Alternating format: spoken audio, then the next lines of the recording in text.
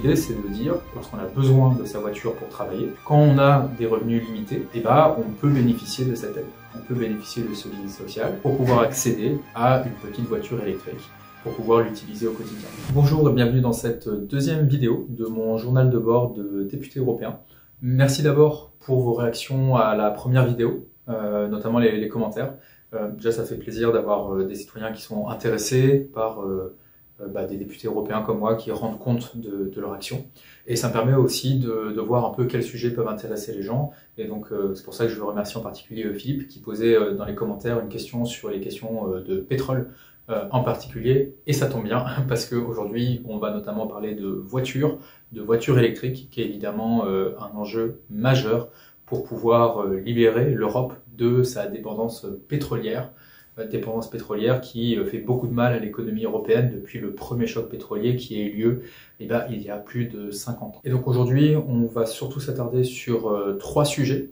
Le premier sujet, c'est celui de la voiture électrique, où on va se poser la question de pourquoi les petites voitures électriques sont pertinentes d'un point de vue écologique. On va ensuite se demander comment est-ce que la Chine a réussi à prendre un leadership mondial sur la question de la production de batteries et la production de voitures électriques. Ensuite, on va se demander comment est-ce que nous, Européens, on peut rattraper notre retard.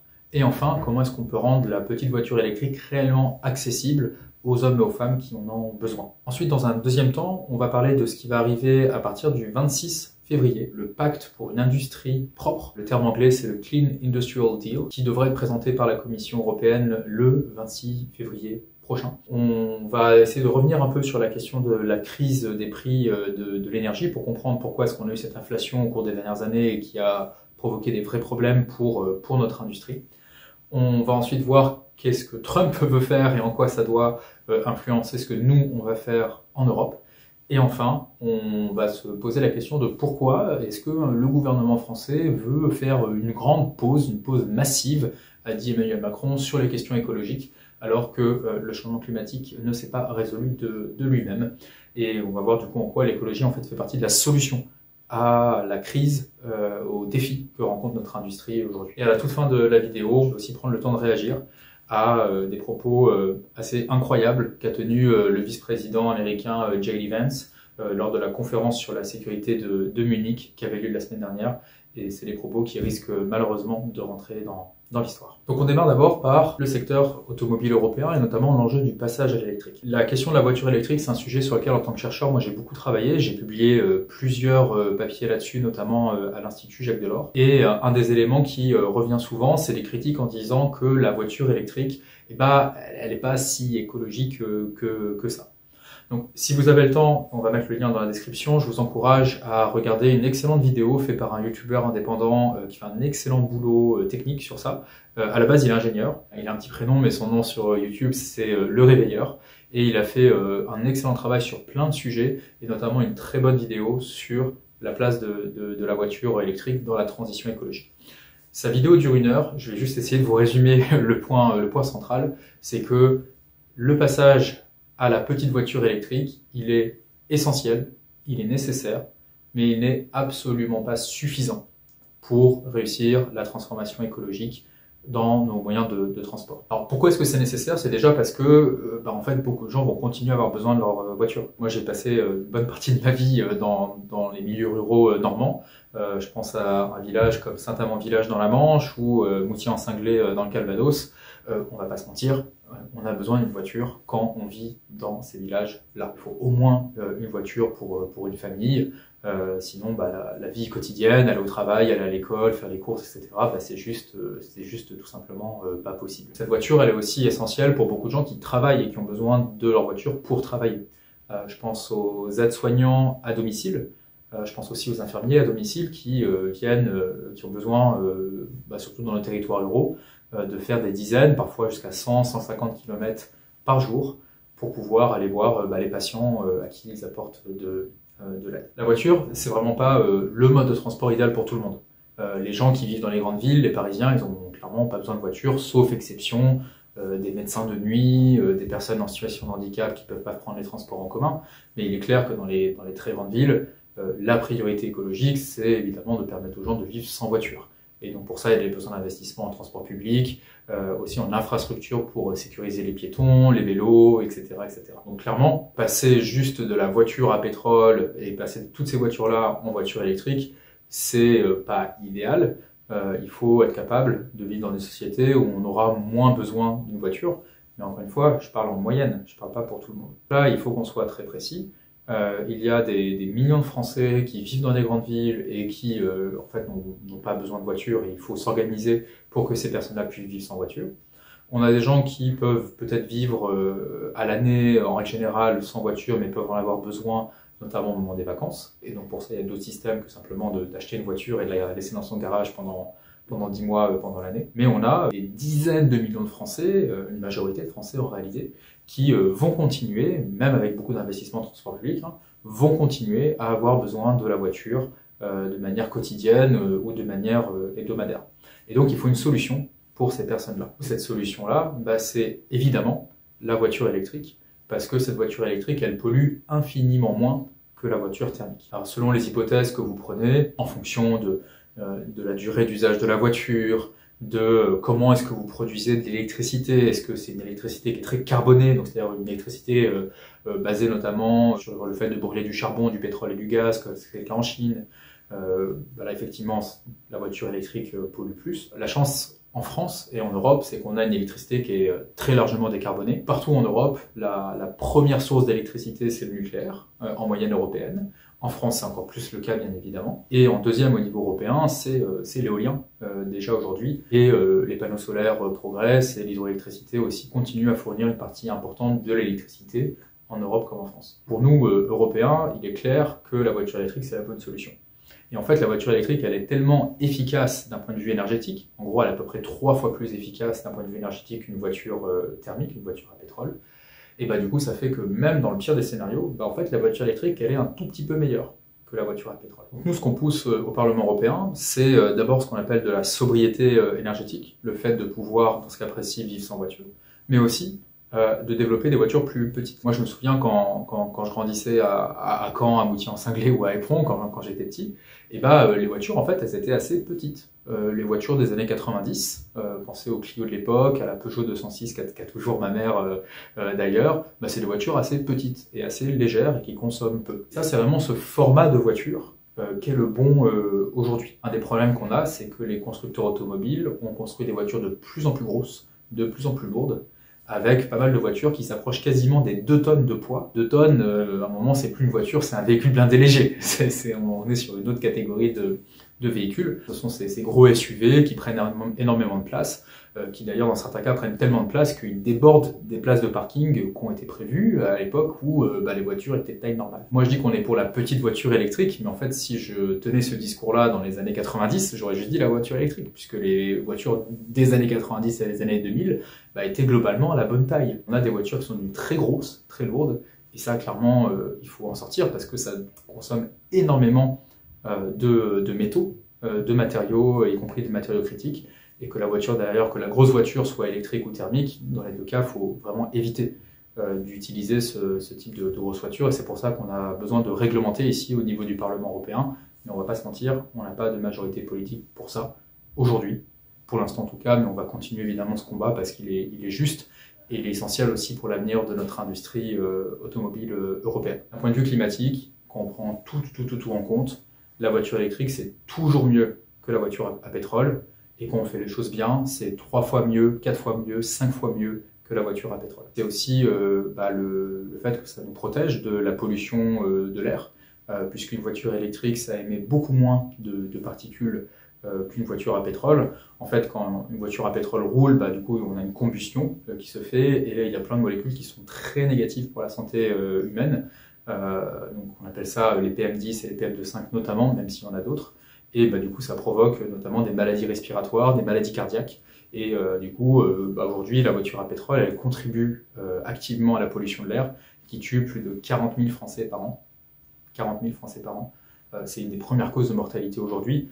En un sens, la voiture, elle tue beaucoup plus aujourd'hui à cause de la pollution de l'air qu'à cause des accidents de la route, ce qui est quand même assez tragique. Donc vraiment, passer à une petite voiture électrique, c'est un vrai gain pour la pollution de l'air et donc en fait pour la santé des êtres humains qui vivent en ville, en périurbain ou dans nos campagnes. Et le dernier point, évidemment, c'est que quand on passe à l'électrique, on passe en fait à une énergie qu'on a chez nous. Et donc ça permet de répondre à la question de Philippe. On se bat évidemment pour qu'on arrête d'être dépendant du pétrole, pétrole russe, pétrole américain de Trump, pétrole saoudien, pétrole aussi iranien de la République islamique d'Iran. Et pour sortir de notre dépendance en pétrole, il faut faire plein de choses. Mais une de ces choses-là, c'est de passer d'un transport fondé sur le pétrole, notamment nos voitures et nos bus, à un transport fondé sur l'électricité, notamment pour nos voitures et nos bus. Pour les autres véhicules, il y a encore une incertitude sur la bonne technologie, pour les camions, pour les avions, pour les bateaux, mais ça c'est un sujet pour une autre vidéo. Alors comment est-ce que la Chine elle a réussi à prendre le leadership sur la voiture électrique? C'est très simple en réalité, les Chinois ils ont fait une véritable politique industrielle, qu'ils ont commencé dès 2009, et ils ont mis en place un vrai plan d'investissement sur le long terme, et ils ont aussi utilisé de la réglementation pour forcer les vendeurs de voitures en Chine à vendre des voitures électriques. En Chine, du coup, ils ont mis en place une réglementation sur l'immatriculation, qui faisait que si vous vouliez acheter une voiture électrique, vous l'aviez immédiatement, et si jamais vous vouliez acheter une voiture thermique, il fallait attendre que le constructeur ait vendu suffisamment de voitures électriques pour pouvoir immatriculer à nouveau des voitures thermiques. Et donc du coup, ce seuil de voitures électriques vendues en Chine, il a été fixé d'une manière réglementaire par l'État chinois, et ça a été très efficace pour donner de la prévisibilité aux constructeurs automobiles qui étaient actifs en Chine, constructeurs automobiles chinois bien sûr, mais aussi des constructeurs européens. Et donc les Chinois, parce qu'ils ont fait ça, ils ont fait une véritable politique industrielle avec une aide à l'offre, notamment avec des subventions publiques pour la recherche, pour l'innovation, pour la production de batteries, qui est un élément essentiel de la voiture électrique. Mais ils ont aussi une véritable politique pour sécuriser la demande, notamment par cette réglementation très contraignante, mais aussi très efficace, qui fait qu'aujourd'hui, on a plus de 50% des voitures qui sont vendues en Chine qui sont électriques. Là où en Europe, en moyenne, on est autour de 15, 20, 25%. Donc on est bien en retard. Et du coup, les constructeurs chinois, ils ont pris une véritable avance technologique. Ça, il faut le reconnaître. Il faut regarder la réalité en face. Le fond du fond de cette affaire, c'est que les Chinois ont mis en place des meilleures politiques publiques que nous, Européens. Alors une fois qu'on a fait ce constat, du fait que nous, Européens, on est en retard sur la voiture électrique et sur la batterie, qu'est-ce qu'on fait? Il y a beaucoup de gens au Parlement européen qui disent que parce qu'on est en retard, il faudrait faire une pause. Voilà, moi on m'a jamais appris, on m'a jamais dit que quand on est en retard, il fallait décélérer, il fallait ralentir. On ne rattrape pas un retard en ralentissant. On ne rattrape pas un retard dans une course en arrêtant de courir. Au contraire, il faut accélérer. Ça c'est vraiment essentiel. Il faut qu'on fasse toute la partie sur l'offre et toute la partie sur la demande. Toute la partie sur l'offre, elle est partiellement faite. Ce qui est positif, c'est que la Commission européenne a lancé il y a plusieurs années déjà une alliance européenne des batteries qui a permis l'émergence de projets, mais certains de ces projets-là, notamment Northvolt en Suède, rencontrent des difficultés, et du coup il faut les soutenir, il faut les aider, de manière à ce qu'on ait des producteurs de batteries européens, Northvolt en Suède, Verkor en France. Je ne nomme que ces deux entreprises-là, mais il y a évidemment beaucoup plus d'acteurs aujourd'hui qui sont capables de fabriquer des batteries en Europe, il faut les soutenir. Ça c'est vraiment un élément essentiel sur lequel l'Union européenne fait déjà des bonnes choses, mais c'est insuffisant, il faut y aller plus loin. Il faut mettre plus de milliards d'euros sur la table pour pouvoir aider ces industriels qui doivent devenir les champions de l'industrie automobile et de l'industrie de la batterie de demain. On a aussi besoin que les constructeurs automobiles jouent le rôle, et ça fait partie aussi des échanges qu'on a ici au Parlement européen avec des entreprises que vous connaissez comme Renault, comme Stellantis, mais aussi des entreprises allemandes, des entreprises suédoises, espagnoles, etc. pour que les constructeurs automobiles jouent le rôle et eux aussi investissent dans la production de batteries en Europe. Beaucoup le font, mais ils pourraient être plus ambitieux sur ça. L'autre élément, c'est comment est-ce qu'on agit sur la demande. Et donc du coup, nous aussi, on a une réglementation européenne qui est en fait beaucoup moins dure que ce qu'ont fait les Chinois, et donc du coup, elle est beaucoup moins efficace. Moi, j'aimerais bien qu'on la renforce, cette réglementation européenne, ce règlement européen sur le standard d'émission de dioxyde de carbone des voitures, c'est le nom officiel. Mais ce que je constate, c'est qu'il n'y a pas de majorité politique au Parlement européen pour la renforcer. À défaut, je pense que c'est une réglementation qu'il faut garder telle quelle. Cette réglementation, elle dit quoi? Elle dit en fait que les constructeurs automobiles doivent baisser les émissions de gaz à effet de serre des voitures neuves qu'ils vendent chaque année. Et donc il y a une trajectoire qui nous amène à 0 g de CO2 en 2035. Donc ça veut dire qu'à partir de 2035, les voitures neuves vendues en Europe seront forcément des voitures qui n'émettent pas de CO2 quand on les conduit. Alors, sur le volet de la demande, du coup, il faut vraiment garder cette réglementation, et c'est un combat qu'on mène aujourd'hui contre l'extrême droite, et il faut bien le dire aussi, une partie de la droite et même une partie du centre, qui a bien envie de démanteler ce pacte vert européen qui a été si difficilement construit durant les dernières années au niveau européen. Pacte vert, qui est la réponse de l'Union européenne aux manifestations des jeunes pour le climat qu'on a connues juste avant le Covid. Et là-dessus, on a besoin d'avoir un cap clair. Et ce cap clair, c'est la transformation écologique de notre économie. Et ce cap clair, il faut qu'on soit capable de continuer à le tenir, parce que sinon, on peut arrêter de faire de la politique et partir tantôt à droite, tantôt à gauche, tantôt au nord, tantôt au sud, et on fera du surplace. Et en réalité, sur ce sujet-là, faire du surplace, c'est faire tomber l'industrie européenne. Comment est-ce qu'on rend du coup la voiture électrique accessible? Il y a pas mal d'actions à faire, mais il y en a une en particulier dont je voulais vous parler aujourd'hui. C'est un projet que je porte qui est celui du leasing social européen. Le leasing social, c'est en fait une politique publique qui a été testée en France au tout début de l'année dernière et qui a rencontré un si grand succès que le gouvernement a décidé de l'arrêter. Ça, c'est un peu les surprises des gouvernements précédents. La logique du leasing social, elle est très bonne. C'est de se dire, ok, c'est quoi le principal problème pour que des travailleurs et des travailleuses des milieux populaires et des classes moyennes puissent accéder à la voiture électrique? Le premier problème, c'est le coût d'une voiture électrique neuve. En fait, acheter une voiture neuve, c'est devenu hyper cher. Et donc du coup, il y a beaucoup de voitures électriques qui coûtent 20 000 euros, 25 000 euros, 30 000 euros, parfois plus. Et comment est-ce qu'on fait quand on gagne 1 500 euros par mois pour trouver magiquement 30 000 euros pour acheter une voiture neuve? C'est hyper compliqué. Et donc le leasing social, c'est de dire, ok, on va aider les gens qui en ont besoin et on leur demandera rien au début. C'est-à-dire, au début, vous n'avez pas besoin de trouver des dizaines de milliers d'euros. Vous allez juste payer un loyer, un peu comme dans l'habitat. Il y a un moment, on est suffisamment riche pour pouvoir faire un crédit et acheter une maison. Mais sinon, avant de pouvoir faire ça, on loue. Et il y a des gens qui passent toute leur vie comme locataires et qui sont d'ailleurs très heureux. Et donc du coup, on va avoir cette approche de la location pour la voiture. Et donc l'idée, c'est de dire, lorsqu'on a besoin de sa voiture pour travailler, quand on a des revenus limités, on peut bénéficier de cette aide. On peut bénéficier de ce leasing social pour pouvoir accéder à une voiture électrique en déboursant un loyer. Et ce loyer, il sera entre 50 euros par mois pour les gens qu'on aide le plus à acquérir les voitures les moins chères, et ça peut monter jusqu'à 150 euros par mois pour les gens qui sont très proches du revenu médian, on va dire entre 1700, 1800, 1900 euros par mois, et qui peuvent aller aussi sur des voitures qui sont un peu plus coûteuses que les voitures entrée de gamme. Alors ça, c'est quelque chose qu'on porte, on veut vraiment le déployer à l'échelle européenne, de manière à ce qu'il y ait des millions d'Européens qui puissent accéder à une petite voiture électrique pour pouvoir l'utiliser au quotidien. C'est évidemment bon pour le climat, c'est très bon pour la pollution de l'air, et donc du coup pour notre santé. C'est aussi très bon pour la justice sociale et le pouvoir d'achat. Donc c'est pour ça que je porte cette proposition-là, on est plusieurs à la porter. Au Parlement européen, j'en parle aussi avec Peter Liese, qui est le patron de la droite européenne sur les questions d'environnement, qui est ouvert à cette idée-là du leasing social à l'échelle européenne.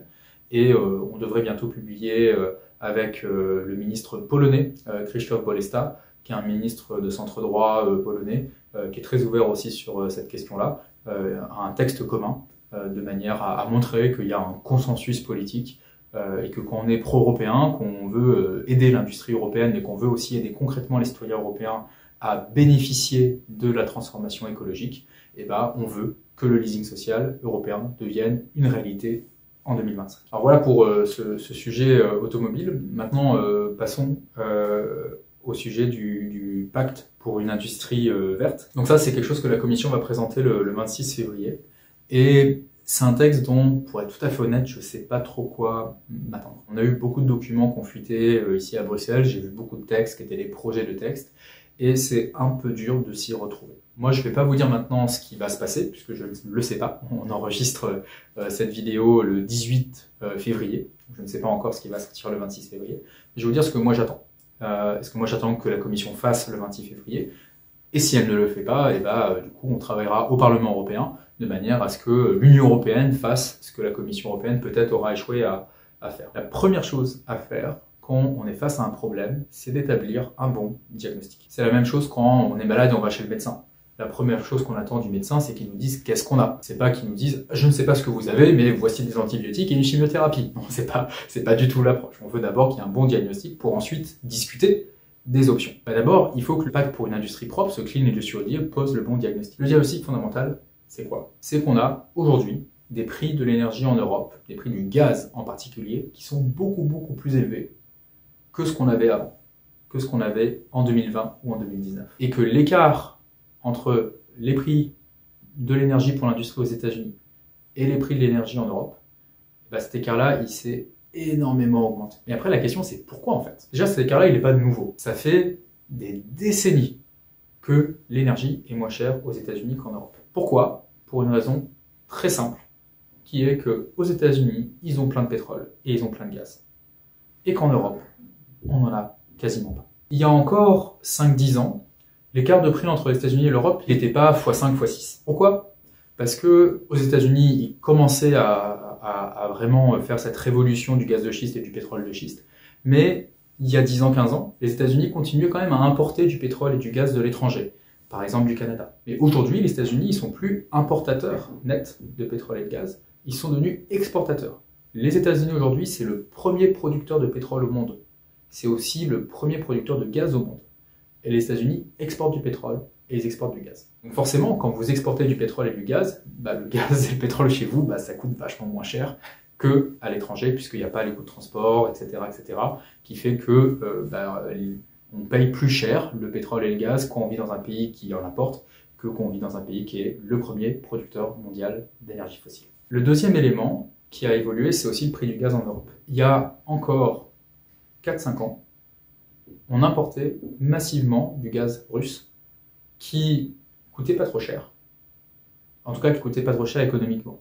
Moralement, c'était évidemment renforcer le régime de Vladimir Poutine. Et en fait, Vladimir Poutine, c'est lui qui va provoquer l'inflation en Europe qu'on connaît à partir de 2021. C'est à l'été 2021 que Vladimir Poutine commence à baisser ses livraisons de gaz à destination de l'Union européenne. Et donc du coup, le prix du marché du gaz s'envole déjà à l'époque. Souvenez-vous, quand en France on commence à parler du bouclier tarifaire, c'est en octobre 2021. Donc c'est en septembre-octobre 2021 qu'on commence à avoir des prix de l'énergie qui ont tellement augmenté qu'on a besoin d'une réaction du gouvernement français. Mais il se passe la même chose en Espagne, il se passe la même chose en Allemagne, en Suède, en Pologne et ailleurs. La cause, c'est Poutine. Mais c'est Poutine, j'insiste sur l'été 2021, parce que c'est avant qu'il envoie ses chars et son armée mourir dans la bataille pour capturer la capitale ukrainienne de Kiev. En février 2022, quand Poutine, à la surprise de beaucoup de gens, mais pas de tout le monde, envoie ses chars contre Kiev, et le prix du pétrole il augmente, et du gaz il augmente aussi parce qu'il y a une incertitude géopolitique. Et au mois d'avril 2022, Poutine a perdu cette bataille-là. Il a gagné militairement dans le sud de l'Ukraine, il a gagné marginalement dans le Donbass, dans l'est de l'Ukraine, mais au nord de l'Ukraine, à Kiev, à Tchernihiv, son armée s'est fait complètement détruire, elle part en retraite. Et là, c'est le moment où Poutine se dit « Ok, je ne gagnerai pas en 3 semaines, mais je peux épuiser les Européens et les Américains sur le long terme. » C'est le moment où Poutine fait une guerre de longue durée contre nous, Européens. Et c'est le moment qu'il décide pour faire s'effondrer les livraisons de gaz à destination de l'Union européenne. Le moment-là, on rentre dans le pire du pire du pire de la crise. Souvenez-vous qu'on arrive à l'hiver 2022-2023, on a même des inquiétudes sur est-ce qu'il y aura des coupures de courant en France, est-ce qu'il y aura des coupures de gaz en Allemagne. Tout ça, c'est la faute de Vladimir Poutine. Et en réalité, c'est aussi un peu notre faute à nous d'être devenus aussi dépendants du gaz et du pétrole russe. Donc moi, ce que j'attends de la commission le 26 février, c'est qu'elle dise ça. Et qu'elle dise ça notamment parce que ce sera 2 jours après la commémoration du déclenchement de la guerre totale de la Russie contre l'Ukraine. Du coup, qu'on va commémorer le 24 février prochain. Et donc du coup, ça pour moi, c'est le diagnostic. Le diagnostic, c'est que la cause de ce qu'on vit, c'est 1, notre dépendance au pétrole et au gaz, et 2, le choix de Vladimir Poutine d'utiliser le pétrole et le gaz comme une arme énergétique contre le continent européen. Alors sur la volonté de Poutine, on ne peut pas faire grand-chose, on ne va pas se mentir. Il n'y a pas un vote au Parlement européen qui peut faire changer d'avis Vladimir Poutine. Par contre, sur le premier, on peut changer les choses. On peut rendre notre industrie beaucoup moins dépendante au pétrole et au gaz, voire même à terme, la rendre complètement indépendante du pétrole et du gaz. Parce qu'on a déjà aujourd'hui quasiment toutes les technologies qui sont nécessaires. Ça va des pompes à chaleur au solaire thermique pour notre industrie agroalimentaire, qui est importante en Normandie, mais qui est importante aussi dans plein d'autres régions d'Europe, à la production par exemple d'hydrogène vert grâce à de l'électricité décarbonée, renouvelable ou nucléaire, qu'on peut faire aujourd'hui à Dunkerque, pour produire de l'hydrogène à Dunkerque, pour alimenter la production d'acier à Dunkerque, qui peut être faite très rapidement à partir d'hydrogène si les investissements publics et privés sont faits. Ça, c'est essentiel pour pouvoir débarrasser notre industrie de sa dépendance aux énergies fossiles, charbon, pétrole et gaz. Et donc, du coup, pour affaiblir Vladimir Poutine. Dans ce contexte-là, on a aussi l'arrivée au pouvoir de Trump. Et Trump, il a un plan énergétique qui est très clair, qu'il appelle en anglais le « drill, baby, drill ».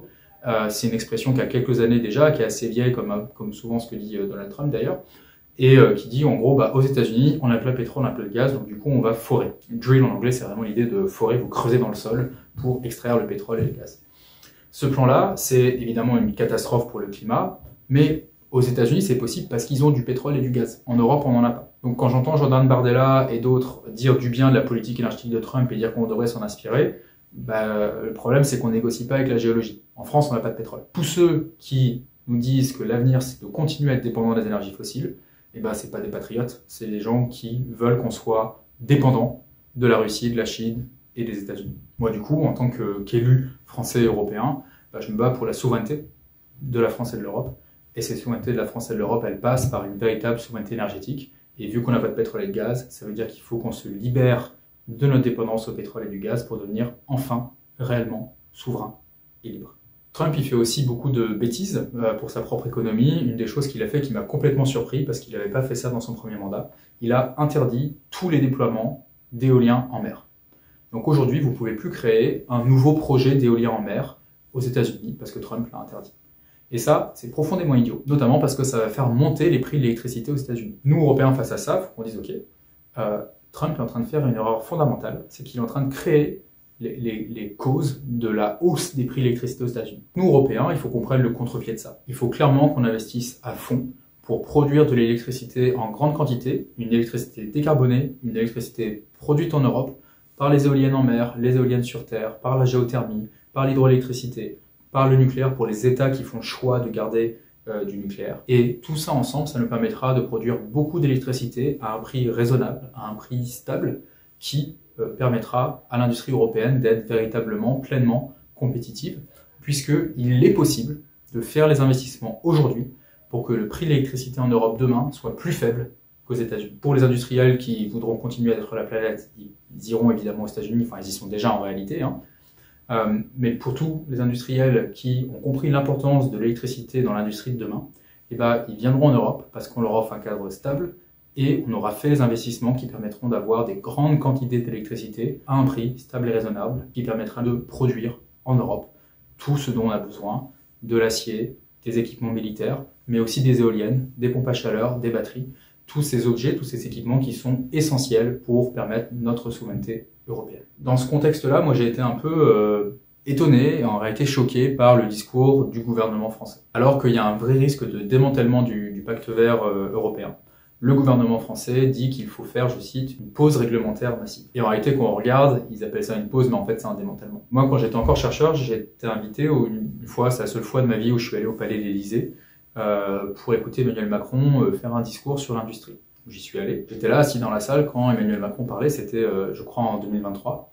Et à un moment, il a dit qu'il voulait une pause réglementaire sur l'écologie au niveau européen. Et moi, ça m'avait surpris, j'avais essayé de comprendre ce qu'il voulait dire, et à l'époque, dans son discours, c'était de dire on fait une pause sur la réglementation, mais on met le paquet sur l'investissement. Et ça se défend. Mais là, si vous voulez, ça fait 2 ans déjà que cette pause, elle a eu lieu, et ça fait 2 ans qu'il n'y a pas un centime d'argent européen en plus sur l'investissement. Et donc là, ce que dit aujourd'hui Emmanuel Macron, c'est une pause réglementaire massive, et qui en réalité est un démantèlement. Et là, vraiment, moi, ça m'interroge. Vraiment, il y a une incapacité de garder un cap clair sur les questions industrielles et sur les questions environnementales.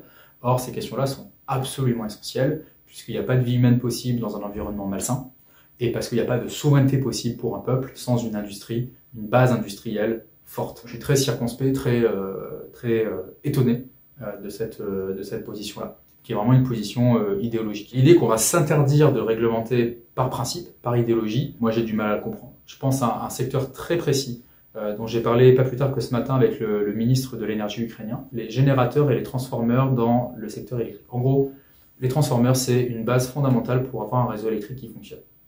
Et ces transformeurs-là, ils ont des standards différents selon qu'on est en Pologne ou en France. Ça veut dire que si jamais nous, en France, on a un incident particulier, il y a certains États qui vont pouvoir nous aider, mais d'autres États qui ne pourront pas nous aider en nous envoyant des transformeurs. Typiquement, si on a un problème précis, on n'a pas cette solidarité européenne qui peut s'exercer parce qu'on n'a pas un règlement qui standardise un objet qui est essentiel pour notre système électrique. L'idée de faire une pause réglementaire, par principe, par idéologie, moi je ne comprends pas. Il faut réglementer quand c'est nécessaire, il faut réglementer quand il faut réglementer pour protéger les gens, pour protéger notre système électrique, pour protéger notre souveraineté. Et sur des sujets sur lesquels on n'a pas besoin de réglementer, ne rouvrons pas ces réglementations.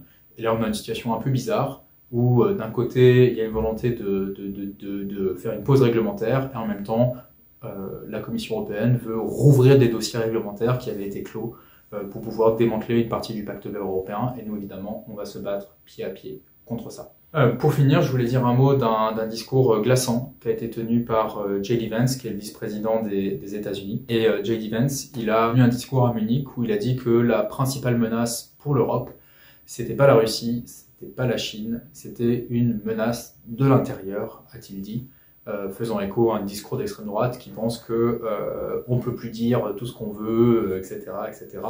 Discours qui est souvent tenu d'ailleurs à la télé par des gens d'extrême droite, mais s'ils ont accès à la télé, c'est qu'a priori ils ont quand même toujours le droit de dire tout ce qu'ils veulent, y compris les propos les plus racistes, les plus homophobes, les plus antisémites qu'ils peuvent raconter, et que Elon Musk notamment, qui est un proche de J.D. Vance, Elon Musk continue de dire. Le véritable sous-texte du discours de J.D. Vance, il est très clair. Il veut que ce dimanche, lorsque les Allemands vont voter, il y ait une victoire de l'extrême droite allemande, et qu'après, la droite allemande et l'extrême droite allemande collaborent ensemble pour diriger l'Allemagne et pour diriger l'Europe. Le projet de J.D. Vance, il est très clair. Pour lui, il y a une partie des États européens qui doivent devenir les vassaux de la Russie, et c'est pour ça que Trump et Poutine vont se rencontrer à Riyad en Arabie Saoudite pour décider de l'avenir de l'Europe sans nous, Européens. C'est quand même incroyable. Et une autre partie des États européens qui doivent non pas être des États libres indépendants, mais doivent devenir les vassaux des États-Unis. Et donc si les États-Unis nous demandent de faire quelque chose, qu'on le fasse automatiquement, sans réfléchir, sans consulter nos peuples, notre parlement, notre système judiciaire, sans respecter notre constitution. Ce discours-là, il est hyper inquiétant. La seule réponse à ça, c'est une affirmation de notre identité européenne, de notre identité politique. On est dans ce moment-là... Vous connaissez la fameuse phrase dans la pièce Hamlet de Shakespeare, « être ou ne pas être ». Quelle est la question? C'est la question aujourd'hui qui se pose pour nous. Est-ce qu'on choisit d'être? Et dans ce cas-là, on se donne les moyens sur l'énergie, sur l'industrie, sur la défense, d'être européen. Ou est-ce qu'on choisit de ne pas être? Et on va non plus être des sujets de l'histoire, mais être des objets qui vont être malmenés par Vladimir Poutine et ou par Donald Trump. On vit vraiment un moment qui est difficile, qui est un moment historique. Mais c'est des moments où l'histoire se fait, et il faut que chacune et chacun d'entre nous, à son niveau, on soit capable d'être à la hauteur, d'être les Européens dont notre continent a besoin.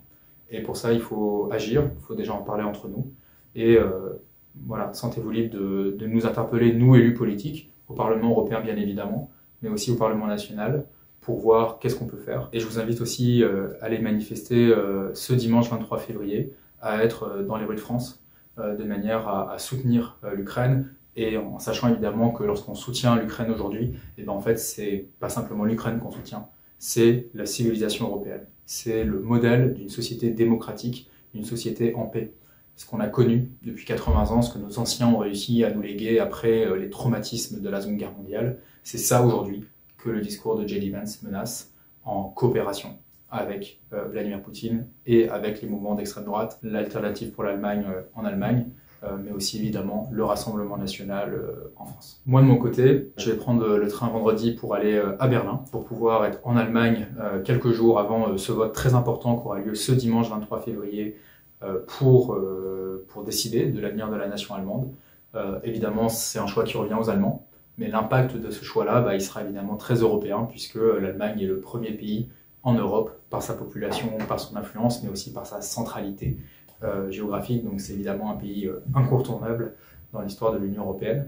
Et je vais continuer ensuite ce voyage-là en allant à Varsovie, en Pologne, une ville très européenne, très dynamique. Et la Pologne, qui est aussi un État extrêmement important de l'Union européenne, c'est aujourd'hui eux qui ont la présidence du Conseil de l'Union européenne. Et donc moi, je vais profiter de mon passage à Varsovie pour pouvoir aussi rencontrer des Polonais qui travaillent dans le gouvernement, qui travaillent aussi dans des think tanks, dans des laboratoires d'idées, de manière à comprendre mieux la vision que les Polonais ont de l'Europe. Je pense qu'aujourd'hui, plus que jamais, on a aussi besoin d'une Pologne forte, puisque le fait est que le président français est affaibli, le fait est que le chancelier allemand, pendant quelques semaines, on ne saura pas exactement qui c'est, avec quelle coalition il va gouverner.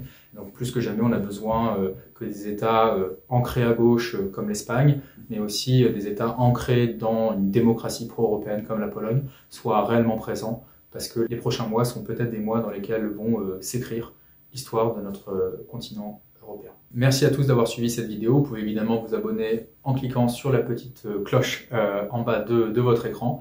J'ai mis aussi des liens dans la description vers la vidéo YouTube du Réveilleur, qui a fait cette excellente vidéo sur la voiture électrique. Je vous incite à regarder tout le contenu qu'il a fait, c'est vraiment ce que je trouve de mieux sur YouTube aujourd'hui en français pour comprendre les grands enjeux de cette révolution énergétique qu'on est en train de vivre. Et du coup, je vous dis en mars pour la prochaine vidéo, on parlera de plein de sujets et notamment évidemment du résultat des élections allemandes qui sont cruciales pour l'avenir du continent européen. Au revoir.